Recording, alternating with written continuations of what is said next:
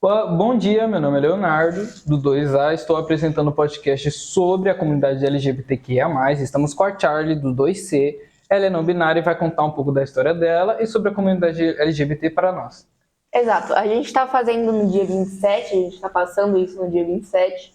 Ia ser algo ao vivo, no pátio, só que por problemas pessoais, tanto meus quanto dos outros alunos, dos entrevistadores, né, eles não iam conseguir vir para apresentar, né, no caso.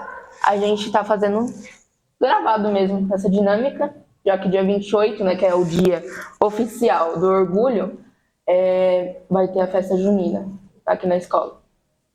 Charlie, como você se descobriu não binário dentro da comunidade LGBT? Bom, como eu me descobri não binário na comunidade LGBT foi há literalmente um ano antes da pandemia, né? E foi praticamente eu já desconfiava sobre o meu gênero, eu já não sabia exatamente se eu me identificava com uma garota ou se eu me identificava com um garoto. Teve até uma época em que eu pensei que eu me identificava 100% como um garoto na comunidade, mas isso tudo, né, foi uma questão de acabar se descobrindo depois de um tempo, né? Para mim aceitar tudo isso foi algo muito complicado, algo muito difícil, principalmente por, né, ser invalidado de certa forma, né? Por não ser um gênero assim imposto na sociedade. E de certa forma, né, eu comecei a ver que às vezes eu me sentia como uma garota, e às vezes eu me sentia como um garoto, e às vezes eu simplesmente não me importava para nada. Eu simplesmente era eu. Eu não queria seguir um rótulo, não queria seguir o gênero completamente feminino ou totalmente masculino. Eu só queria simplesmente viver numa caixinha onde não precisasse, né, tipo, ser imposto gênero. Charlie, assim como você contou como foi seu progresso, como você ingressou na comunidade LGBT, você poderia falar para nós como ficou seu emocional no final disso? Bom, em questão, né, no começo eu me senti muito culpada, com muito medo, por conta do julgamento, né, tanto da minha família, quanto do pessoal que eu conhecia, meus amigos, porque querendo ou não, quando você se assume, quando você fala com alguém, o olhar dessa pessoa ela muda sobre você. É a mesma coisa que você falar para alguém sobre uma coisa pessoal sua que ninguém sabia. A pessoa, de certa forma, vai te olhar com outro olhos, né, com outro olhar, né, com dúvida, né, de tipo, meu Deus, quer dizer que essa pessoa é um pecado, é uma coisa ruim vista na sociedade. Então, é sempre algo muito complicado. Em relação à minha família, ela sempre foi até de boa com isso, só que quando eu me assumi as coisas começaram a piorar, porque, né, é muito complicado alguém da sua família ou algum amigo seu ser da comunidade e você ser, né? Então é algo muito complicado. Mas em relação, né, no final disso tudo, eu me sinto muito melhor, porque eu batalhei muito para conseguir, né, tipo, pelo menos um respeito, entende? Tipo, eu sempre fui atrás do respeito. Todo mundo que me conhece, assim, tipo, em questão de sala de aula, que estudou comigo enquanto eu estava nesse caminho, né? Sabe que, tipo assim, eu lutei muito pelo respeito. Eu sempre fui uma pessoa de cobrar, né? Ah, eu quero que me chame assim, eu quero que me trate assim, né? De forma respeitosa. Eu nunca fui aquela pessoa de chegar, brigar, discutir ou algo assim em questão a isso. Sempre fui aquela pessoa harmoniosa, já tentei ignorar algumas coisas, né? Porque tem pessoa que realmente não vai respeitar e eu vou ter que lidar com isso de alguma forma. Charlie, assim como você contou o meio que o seu caminho, como as pessoas agiram parcialmente com você, você pode contar mais sobre isso e aprofundar como ficaram seus colegas, professores e familiares nessa situação, como eles agiram, qual foi sua perspectiva na parte? Claro. A primeira pessoa, assim, meio que eu falei sobre isso, né, foi, tipo, os alunos mesmo da sala, meus colegas. Eles, eu acho que até mesmo já estão na minha sala atualmente, né, eles estão ainda. Então, eu lembro que eu contei, né, que eu falei que eu gostaria que me chamasse por Charlie por conta de eu ser uma pessoa não binária. E aí foi algo meio complicado, porque todo mundo se juntou pra cima de mim e todo mundo começou a perguntar e etc. Aquela fofocazinha de aluno mesmo.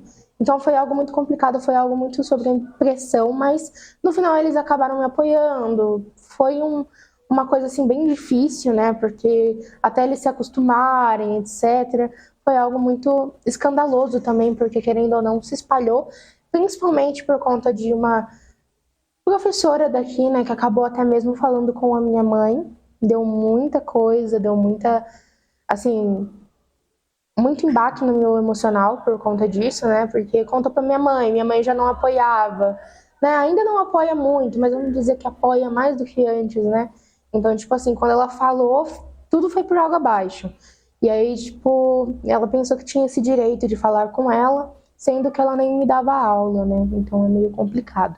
Mas em relação, tipo, meus pais, eles me apoiam, só que ainda assim tem aquele medo, aquele receio, porque querendo ou não é muito perigoso, né, hoje em dia. Você literalmente, qualquer momento, pode acabar acontecendo alguma coisa, a gente não sabe. Charlie, é verdade o que você acabou de dizer. Pessoas, sim, julgam, sim, até mesmo sem você saber, pessoas que você às vezes nunca viu, pode ter sido colegas, amigos, familiares, professores ou até vizinhos da própria rua de casa. Mas eu vou para uma questão um pouco mais delicada, às vezes. Dentro de uma escola, você acha que é seguro para alguém da comunidade LGBT entrar e ver e se perguntar para si: eu vou ser bulinado aqui? Eu vou ser julgado, criticado, até mesmo agredido? Você acha que escola é um local seguro para eles? Bom, a escola em si, às vezes, ela tem isso de apoiar o aluno, de, né, acabar dando aquele apoio moral, aquele apoio emocional, só que não é um lugar seguro, entende? Às vezes nenhum lugar é seguro pra gente.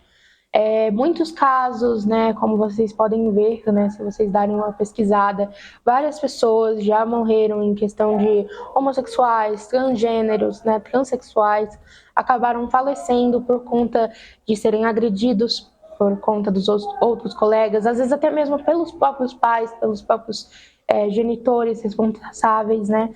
Então, é um ambiente não tão seguro, por mais que uns apoiem, sempre vai ter um ou outro que vai estar ali para te desejar mal, para te fazer mal, para acabar, né, te dando aquele baixo astral, realmente. Charlie, agora mudando um pouco de tópico, deixando o escolar um pouco mais gelado, vou te fazer uma pergunta sobre sexualidade. Certo. Ser bissexual é igual LGBT, ser LGBT? Sim, praticamente sim. Na comunidade, né, cada sigla tem um significado. O L é de lésbica, o G é de gay, o B é de bissexual, o T é de trans e por aí vai. Então, praticamente sim, ser uma pessoa bissexual está na comunidade LGBT. Assim como uma pessoa gay, uma pessoa trans, né, está também na comunidade. Charlie, já que a sua sexualidade, você já disse para nós o que significa ser LGBT ou a diferença entre algumas partes, qual foi sua inspiração para entrar na comunidade, se assumir não binário, lésbica? Qual foi sua inspiração? Bom, eu acho que eu não segui uma inspiração exatamente, mas eu sempre procurei muito força em mim mesma, né? Então eu diria que eu seria a minha própria inspiração em certas partes, né? Mas também teve outros cantores internacionais que, tipo, sempre eu acabei gostando, servindo como inspiração para o meu dia a dia e me fizeram bem de certa forma. Assim como você contou suas maiores inspirações dentro da comunidade, temos uma pergunta de uma pessoa. Aparentemente ela é da manhã, não sei, ela ou ele, eu não sei, tá bom? A pergunta é o seguinte: menina gigante, você é LGBT? Certo, a expressão que usou foi fofa. Sim, eu sou lésbica e não binário. Tá. Respondendo a pergunta. Agora, tirando essas perguntas, eu vou te fazer outra. Agora é minha pergunta para você. Certo. Você decidiu ser algo assim? Como você escolheu ser assim? Bom, é uma coisa que a gente não se escolhe, né? Não é uma coisa que você se aperta um botãozinho lá e aí eu quero sofrer na vida. Porque querendo ou não, a gente sofre bastante. Principalmente por conta do preconceito, das agressões, até mesmo nossa própria família. Mas em relação, né, tipo, a gente sempre vai lendo sobre, vai tentando se encaixar, né, porque quando a gente fica em dúvida é uma coisa que a gente não sabe o que fazer. A gente às vezes não sabe, será que eu sou ou não sou? A gente fica nesse impasse. Então, de certa forma, né, é uma coisa bem complicada e a gente não escolhe isso. Tá. Agora eu tenho outra. Saindo dessas coisas de escolhas, decisões, emoções que você sentiu na sua grande empreitada, né, para se assumir e revelar, eu sou assim, e espero que vocês mesmos me aceitem.